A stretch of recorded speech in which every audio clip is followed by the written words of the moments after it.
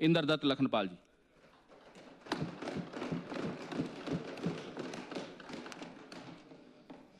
आदरणीय सभापति महोदय, माननीय सदस्य भवानी सिंह पठानिया जी ने माननीय राज्यपाल महोदय के अभिभाषण पर जो चर्चा इस सदन में लाई है, उस संदर्भ में आपने मुझे बोलने का समय दिया, मैं आपका आभार व्यक्त करता हूं। बड़े लंबे समय से इस पर चर्चा हो रही है। पक्ष और विपक्ष के लोग, जहां पक्ष के लोगों की एक मजबूरी बन जाती है कि इस दस्तावेज का समर्थन करना है, वहाँ हमारा कर्तव्य बनता है कि जो जनता की समस्याएं हैं उनको इस सदन में रखना हमारा प्रथम कर्तव्य होता है। और जो ये जो दस्तावेज यहाँ पर माननीय राज्यपाल महोदय ने पढ़ा, मैंने भी इसको पढ़ा, तो इससे तो लगता है कि हमारा प्रदेश स्विट्जरलैंड बन गया अगर इस दस्तावेज को माने। लेकिन धरातल पर जब हम देखते हैं तो परिस्थितियां बहुत विपरीत हैं। जितनी मर्जी यहां पर तारीफ कर लें, क्योंकि मालूम है सत्ता पक्ष के लोगों की मजबूरी है, काम भी करवाने हैं, अगर वो बीच में कुछ ऐसी बात बोल देंगे तो उनका नंबर लग जाएगा। आज जहां तक विकास के, यहां बहुत लंबी लंबी चर्चाएं हुई हैं, हर विषय के ऊपर हमारे साथियों ने अपना पक्ष रखा है। जहां तक मैं सिर्फ अपने विधानसभा क्षेत्र की बात करूंगा, पिछले 2.5 वर्षों से हमारे विधानसभा क्षेत्र में विकास के नाम से कोई काम नहीं हो रहा है। या उसे प्रतिशोध की भावना क्या लीजिए कि मैं उधर से इधर आ गया तो काम रोक के रख दिए, ऑफिसर बदल के रख दिए। भाई मेरे घर का तो कोई ऑफिसर था नहीं, सबसे पहले बीएमओ उठा दिया, बीडीओ उठा दिया, और 6-8 महीने तक तो बीडीओ नहीं आया। अब 1 महीने के बाद बीडीओ आया। 3 महीने से जल शक्ति विभाग में एक्सी नहीं है। 6 महीने से बीएमओ नहीं है। अभी स्वास्थ्य विभाग के बारे में बड़ी चर्चा कर रहे थे सामने के हमारे माननीय सदस्य कि बहुत सुदृढ़ होगी स्वास्थ्य संस्थाएं। मेरे सिविल हॉस्पिटल में माननीय मुख्यमंत्री ने मुझसे कहा था मैं 9 स्पेशलिस्ट दूंगा आपको, केवल मात्र वहां 4 डॉक्टर हैं सिविल हॉस्पिटल में। और वहां पर जिस प्रकार से जो ढांचा होना चाहिए था, जो कर्मचारी होने चाहिए थे, वो नहीं है। सिविल हॉस्पिटल की बिल्डिंग बननी थी, वो नहीं बनी। हमारे आदरणीय जयराम ठाकुर जी ने पीएससी भोटा को स्तरोन्नत किया था, पीएससी से सीएससी बनाया, 24/7 चलती है वो पीएससी। लेकिन दुर्भाग्य इस बात का है कि आदरणीय मुख्यमंत्री महोदय ने उसको डिनोटिफाई किया और उसके बाद लगातार 3 बार अधिसूचनाएं जारी हुई हैं स्वास्थ्य विभाग के बाद ने कि इस पीएससी में 5 बजे के बाद किसी मरीज को अटेंड नहीं किया जाएगा। ये स्वास्थ्य सुविधाओं का आलम है। और वो जो भोटा की जो पीएससी है वो हाईवे के साथ है, नेशनल हाईवे के साथ। आए दिन वहां पर एक्सीडेंट होते हैं और सबसे पहला स्टेशन भोटा पड़ता है। रात के समय में कोई एक्सीडेंट हो जाए, कोई महिला बीमार हो जाए, कोई बुजुर्ग बीमार हो जाए, कहां ले जाएंगे उसको डिनोटिफाई करके रख दिया। अभी उपचुनाव में माननीय मुख्यमंत्री महोदय ने वहां पे एक जनसभा में वहां पे अपने संबोधन में कहा कि मैं इस पीएससी को 50 बिस्तरों का सीएससी बना दूंगा। अब उसके बारे में कोई चर्चा नहीं होती है।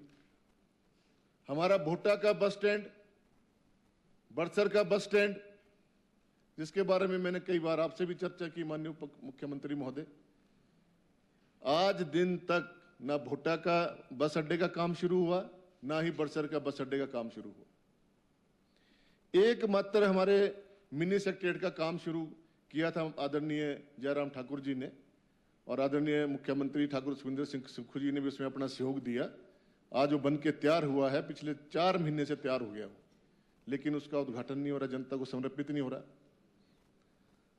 इसी प्रकार से जल हमारा जो अग्निशमन केंद्र है बिजड़ी के अंदर 8 करोड़ की लागत से बनके तैयार हुआ है, 6 महीने से तैयार पड़ा है, लेकिन उसका भी कोई उद्घाटन नहीं हुआ। बिजड़ी के अंदर बहुउद्देशीय भवन बनना था, उसके ऊपर कोई कार्रवाई नहीं हुई, 17 करोड़ की उसकी डीपीआर बनी है। बिजड़ी के अंदर कम्युनिटी हेल्थ सेंटर बनना था, उसके फाइल का कोई पता नहीं है। टेक्निकल सैंक्शन उसमें देनी थी स्वास्थ्य विभाग ने, वो पिछले 2.5 साल से उसमें टेक्निकल सैंक्शन नहीं हो रही है। ये बड़सर विधानसभा क्षेत्र की बात मैं बोल रहा हूं। आयुर्वेदा विभाग की हालात इससे भी दयनीय है। एकमात्र हमारा 10 बेडेड हॉस्पिटल है बिजड़ी के अंदर और 1 डॉक्टर है उसमें। और सबसे बड़ी बात, वहां पर पंचकर्मा की मशीनें स्थापित की थी पिछले हमारे आदरणीय जयराम ठाकुर जी के समय में, और आज भी उसका कोई उपयोग नहीं हो रहा। इसके बारे में भी मैंने मुख्यमंत्री महोदय से चर्चा की थी, स्वयं वो देख के भी आए थे उसको। 3 हमारी आयुर्वेदिक हेल्थ सेंटर हैं, जिनमें आज दिन तक ना डॉक्टर है ना फार्मासिस्ट है। 1 आयुर्वेदिक डिस्पेंसरी खुली थी कुल्हेड़ा में, ग्राम पंचायत कुल्हेड़ा के अंदर, जयराम ठाकुर जी ने उसको खोला था और आते ही माननीय मुख्यमंत्री महोदय ने उसको भी डिनोटिफाई कर दिया, खत्म ही कर दी। और जब मैंने सारी इन बातों के बारे में चर्चा की माननीय मुख्यमंत्री महोदय से, तो उन्होंने कहा आयुर्वेदा विभाग तो है ही बेकार है, इसको तो मैंने बंद ही कर देना है। तो स्वास्थ्य सुविधाओं के बारे में आप ऐसी सोच रखते हैं, इतना बड़ा विभाग आयुर्वेदा विभाग, मैं ये कहना चाहता हूं, ग्रामीण लोग आयुर्वेदा संस्थानों में जाते हैं, आयुर्वेद दवाइयों का सेवन करते हैं, और माननीय मुख्यमंत्री ने मुझसे कहा कि मैं इनको बंद ही कर दूंगा। आप क्यों सारे संस्थानों में बंद करने लगे हैं? कुछ संस्थान ऐसे भी हैं जो खुले रखे हैं, किसी ने सोच समझ के आयुर्वेदा विभाग बना के रखा है। कोई डॉक्टरों की नई भर्तियां नहीं हो रही हैं आयुर्वेदा विभाग में। और उसके बाद हमारी 2 चौकियां हैं, एक बिजड़ी के अंदर और एक भोटा के अंदर। लंबे समय से वो स्थायी तौर पर चल रही हैं, और आदरणीय जयराम जी ने उनको स्तरोन्नत कर दिया, उनको परमानेंट कर दिया था, और आते मुख्यमंत्री महोदय ने उनको भी डिनोटिफाई कर दिया। तो कानून व्यवस्था कैसे ठीक होगी? जो बिजड़ी ढटवाल का जो क्षेत्र है, माननीय सभापति महोदय, उसमें 26 पंचायतें आती हैं और 30-35 किलोमीटर का उसमें एरिया है। अगर वो चौकियों को उसको ठीक ढंग से परमानेंट कर देते, वहाँ स्टाफ बढ़ता, जो रोज वहाँ पे नशे का जो व्यापार हो रहा है और डोमेस्टिक वायलेंस के जो केसेस आ रहे हैं, उनमें कुछ रोकथाम लगती। 1 घंटा लगता है, अगर कहीं पे 4 तो आदमी होते हैं वहाँ पे, अगर कहीं वारदात हो जाए तो वो तो 4 आदमी फील्ड में ही रहेंगे, 1 आदमी वहाँ मुंशीर होता है। कैसे आप न्याय दिलाएंगे लोगों को? गाड़ी उनके पास नहीं है कि तुरंत कार्रवाई करके कहीं पहुंच जाए, और फिर यहां बड़ी बड़ी बातें कीजिए कर रहे हैं। उसके बाद मैं आता हूं अब हमारा जो जिला हमीरपुर का सबसे बड़ा मेडिकल कॉलेज। मेडिकल कॉलेज में मुझे यह समझ नहीं आ रहा है कि वहां के जो प्रिंसिपल महोदय हैं, जो शुरू से ही निशाने पे हैं, उनको बार बार एक्सटेंशन क्यों दी जा रही है? ऐसा क्या है उनके अंदर? जो चरित्रहीन व्यक्ति है उसको आपने मेडिकल कॉलेज का प्रिंसिपल बना के रखा है, जिसके ऊपर तरह तरह के केसेस चले हुए हैं। चंबा के अंदर उसके ऊपर केस चला, टांडा हॉस्पिटल में उसके ऊपर केस चला, बावजूद उसके सरकार ने पता नहीं क्या कारण है कि उसको वहां पे रखा हुआ है। 250 पोस्टें स्वीकृत हैं मेडिकल कॉलेज में, और कुल वहां पे 100 के आसपास भरी हुई पोस्टें हैं, और कोई प्रोफेसर नहीं है। असिस्टेंट प्रोफेसरों से काम चल रहा है, और जो प्रोफेसर थे भी सर्जिकल विभाग में एचओडी थे, आउटसोर्स से थे, भले ही बढ़िया काम कर रहे थे। छुट्टियों के दौरान दिसंबर में उनको निकाल के बाहर कर दिया, और एक जूनियर व्यक्ति को एचओडी बना दिया। हर मानकों में आप फेल हो रहे हैं। डीएनबी ने आपको ब्लैकलिस्ट कर दिया। 36 डॉक्टरों का आपने स्टाइपेंड नहीं दिया, उनके बॉन्ड नहीं भरे। जो 36 डॉक्टर वहां हमीरपुर से गए, उसका कितना नुकसान मरीजों को हुआ, इसके बारे में कौन जिम्मेवार है? बड़ी बड़ी बातें कर रहे थे। अभी यहां पर अवस्थी जी ने कहा कि हर विधानसभा क्षेत्र में आदर्श स्वास्थ्य संस्थान खोल रहे हैं। हमारे तो कोई नहीं खुला, हमारे ना तो कोई एमआरआई लगी, हमारे तो जो अल्ट्रासाउंड की मशीन लगी हुई है वो भी खराब हो जाती है, वहां पे कोई डॉक्टर नहीं है, रेडियोग्राफर नहीं है। और सबसे बड़ी बात, सीएम साहब का जिला है। हमीरपुर मेडिकल कॉलेज की ये हालत है कि यदि वहां पर जब प्रसव होता है महिलाओं को, उनको नीचे सुलाया जाता है, बेड ही नहीं है। ये आलम है हमीरपुर मेडिकल कॉलेज का।